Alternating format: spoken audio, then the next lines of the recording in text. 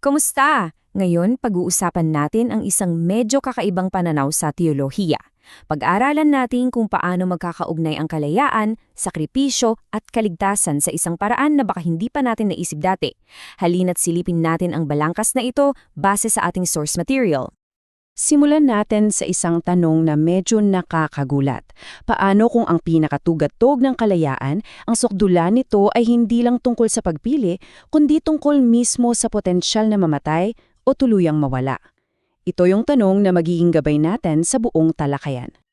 So, unahin nating himayin itong konsepto ng malayang kalooban. Alam nyo, sa teolohiyang sinusuri natin, hindi lang ito basta pagpili kung gagawa ka ng mabuti o masama. Mas malalim pa riyan. Ito ay isang usapin ng buhay at kamatayan.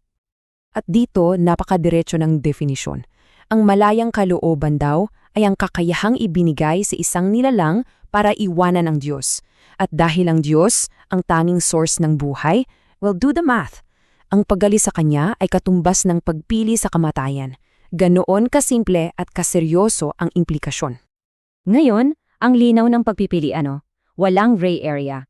Dalawang landas lang ang ipinapakita. Manatili sa Diyos, na ang ibig sabihin ay buhay, o iwanan siya, na tiyak nahahantong sa kamatayan. Walang gitnang opsyon. Pero teka, kung may kakayahan palang umalis at mamatay ang mga nilalang, ano ngayon ang halaga nila sa Diyos? Dito papasok yung susunod na malaking tanong, ang pag-ibig ng Diyos at kung ano pa talaga ang halaga ng Kanyang nilikha. Ito yung medyo mahirap lunukin na ideya. Ayon sa pananaw na ito, ang mga nilalang sa kanilang sarili ay wala raw likas na halaga sa Diyos.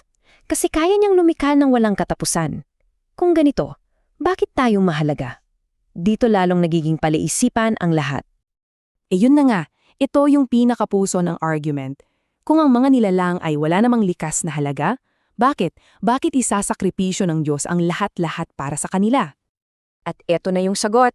Ang halaga pala ng mga nilalang ay hindi likas, kundi ipinagkaloob sa pamamagitan ng isang sakripisyo na, grabe, sukdulan sa pag-ibig, doon sila binigyan ng halaga. Hindi dahil sa kung sino sila, kundi dahil sa kung gaano sila kamahal. Kaya't yung dating parang walang halaga, biglang naging hindi masukat ang halaga.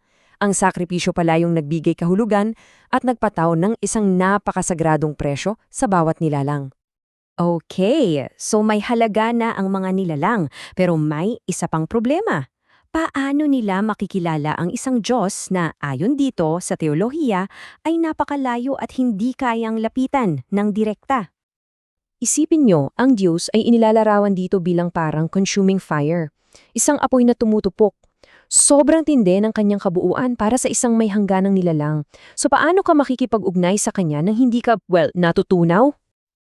Ang solusyon daw ayon sa teksto, dumaan sa dalawang yugto. Una, yung anino, yung batas na nakasulat sa bato.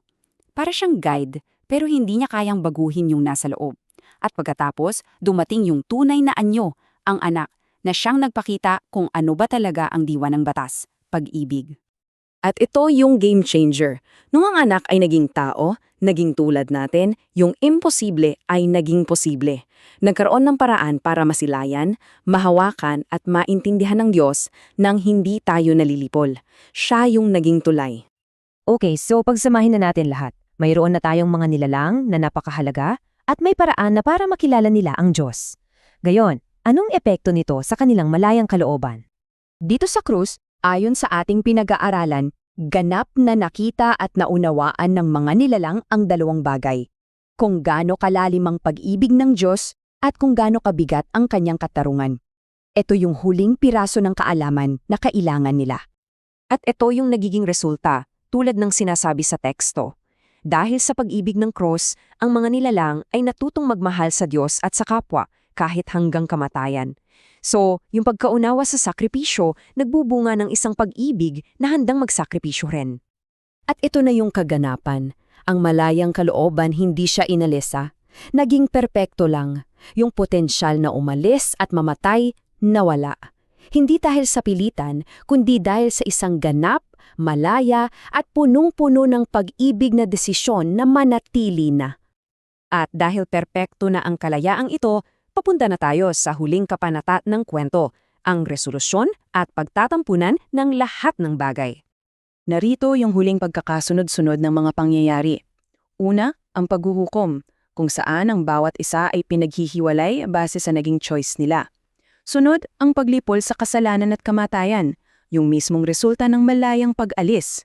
At sa huli, ang pagkumpleto ng nilikha. Ita na yung katuparan ng buong plano. Yung pagkakahiwalay, tuluyan nang nagwawakas. Ang anak na naging tulay ay ihaharap ang kanyang mga tinubos na nilalang pabalik sa ama at yung pagkakaisa na ibabalik ng lubusan. At dito nagtatapos ang ating pagsusuri na may isang tanong para sa ating pagninilay. Kung ang isang pagpili ay nagiging permanente dahil sa lubos na pagkaunawa sa pag-ibig, may tuturing pa ba itong isang malayang pagpili?